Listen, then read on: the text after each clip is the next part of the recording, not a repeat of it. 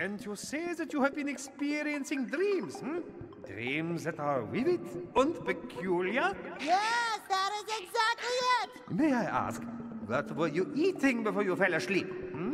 Krabby Patty, I guess. I love Krabby Patties! I too indulged in a crumb, a mere morsel, mind you, of succulent Krabby Patty. Well then, the circumstances are quite clear.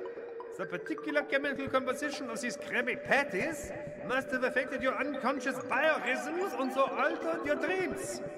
This is not uncommon with the Krabby Patty snacks, especially late at night. How do you know so much about Krabby Patties, Doctor? Is it not obvious? I am that Krabby Patty.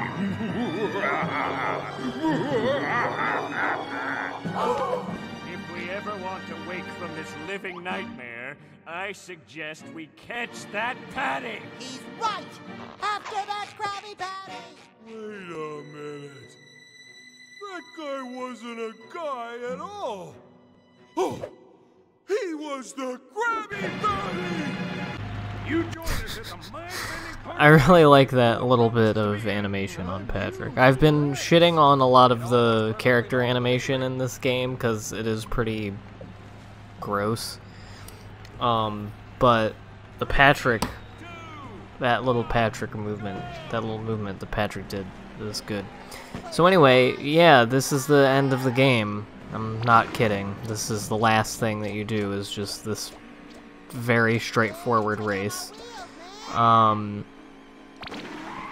It is neat because I guess now it's like, you know, it's a track that isn't the exact same one from Diesel Dreams. It has a little bit of a different thing to it. Well, a completely different thing to it. I don't even really know what the idea is here. This is like a dreamscape where there's a lot of different, you know, weird, trenchy undersea creatures in it, I suppose. And yeah, I don't know, a race just like he always did, I guess. But yeah, this is the way that the game ends. It's kind of unceremonious, kind of kind of anticlimactic in a way.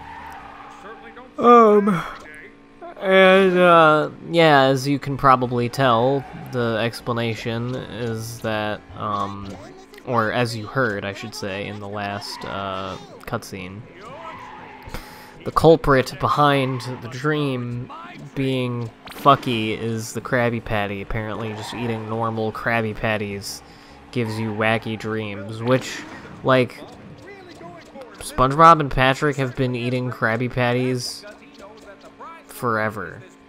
And not only that, Dale, the only way this guy is gonna wake from his dream is by his victory.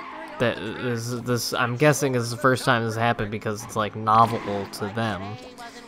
But yeah, that doesn't make a whole lot of sense to me. And then Plankton, now I think about it, the way that he even got, well, he ate a little crumb of Krabby Patty, I guess. I guess he could just find it like on the ground or whatever.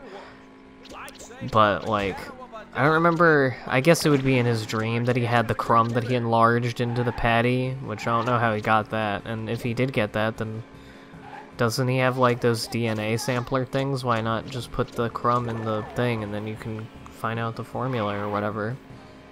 And then said, no, I'm gonna make it big and sentient for some reason. Anyway, but yeah, this is pretty much it. I guess, yeah, the only thing now that's left to find out is whose dream is it, because obviously they're all there and they're all dreaming, so how are they all dreaming at once? And that will be revealed at the end, and it's not as interesting as you may think. So I said earlier in the LP that it might be interesting to try to like psychoanalyze these characters' dreams.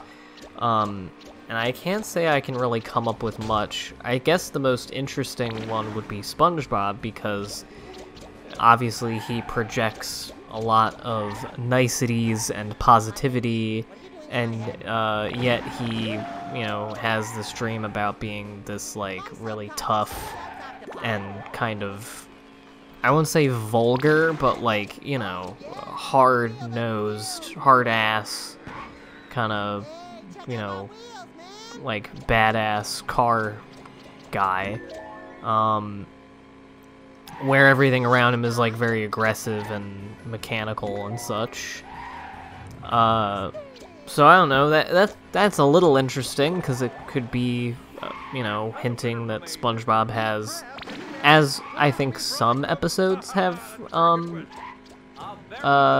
alluded to at some times, has a little bit of a dark streak to him, that he does have, like, the capacity for anger and aggression. So, like, I guess that's neat. But then Patrick, I suppose Starfish Man comes from, you know, he wants to be competent. And I'll think it's also significant that all of the characters in Starfish Man land are Patrick clones. Hey, I guess this I don't know what that means. I guess that he is just very egocentric.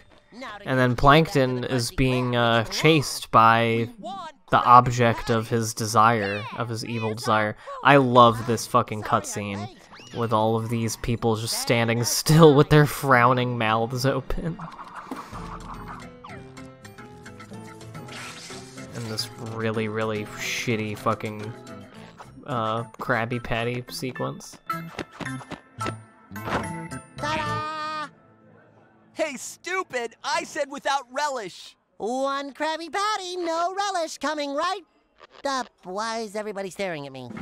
Have I always had this shell? Meow. Ah.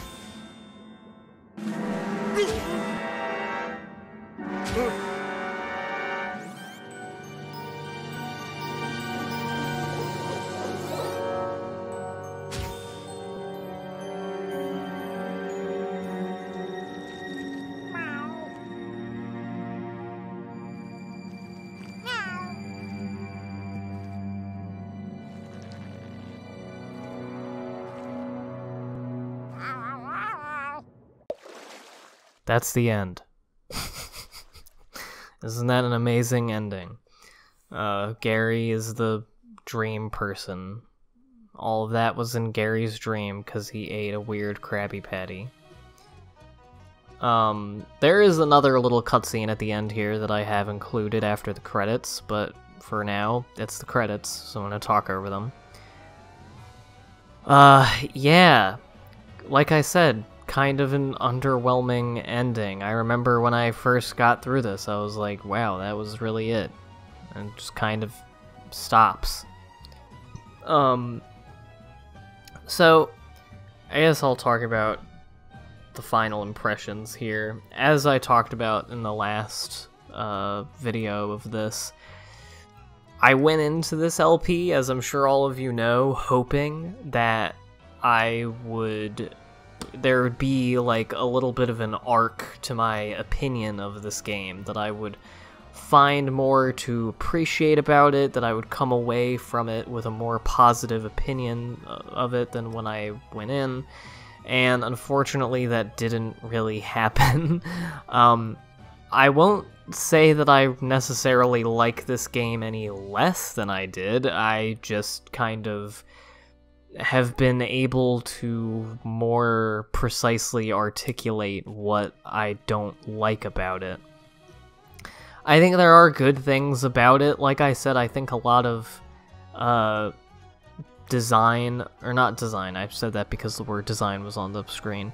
I think some of the gameplay mechanics in and of themselves are not a bad idea. I don't hate the idea of, like, you know, the game being a bunch of dreamscapes where you alternate different characters in different dream worlds. That's cool.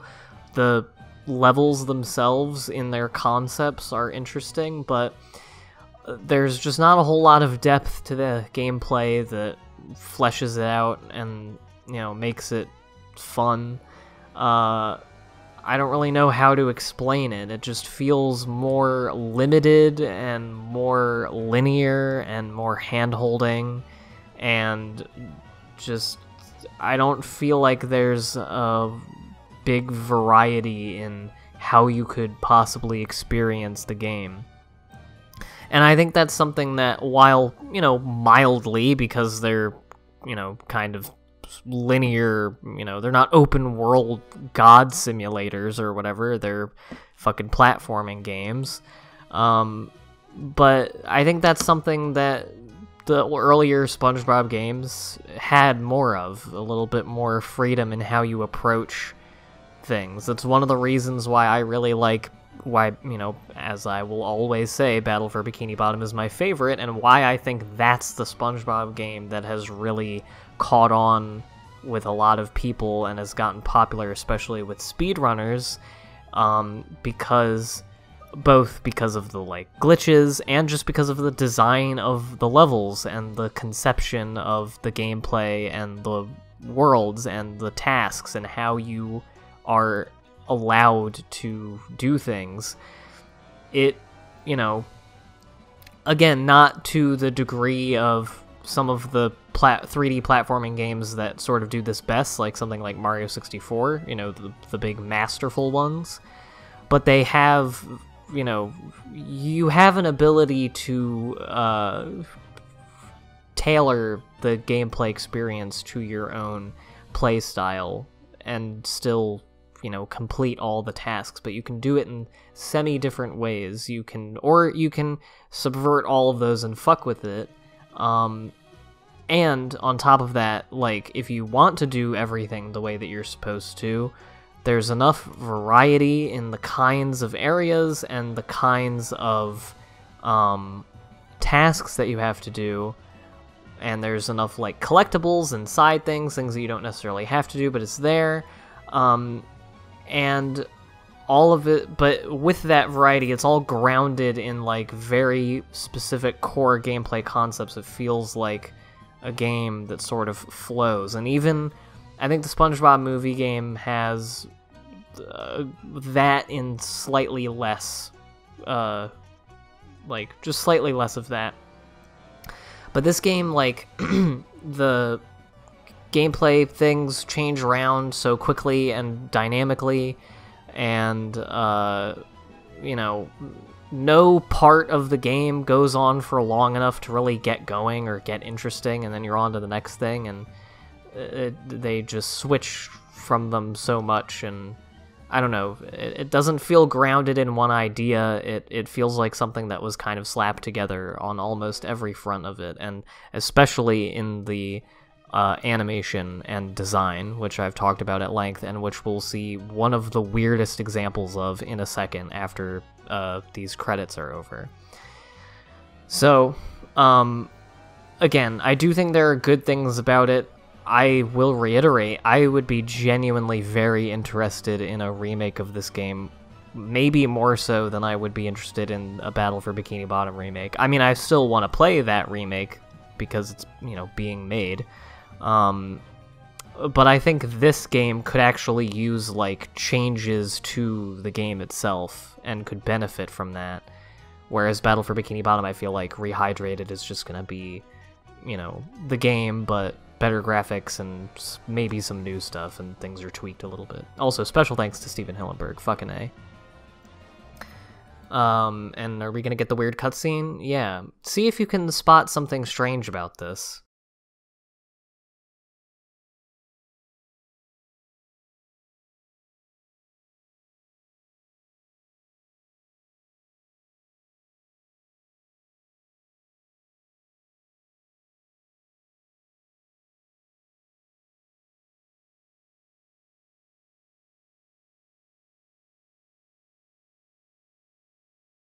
Yeah, there's no sound at all.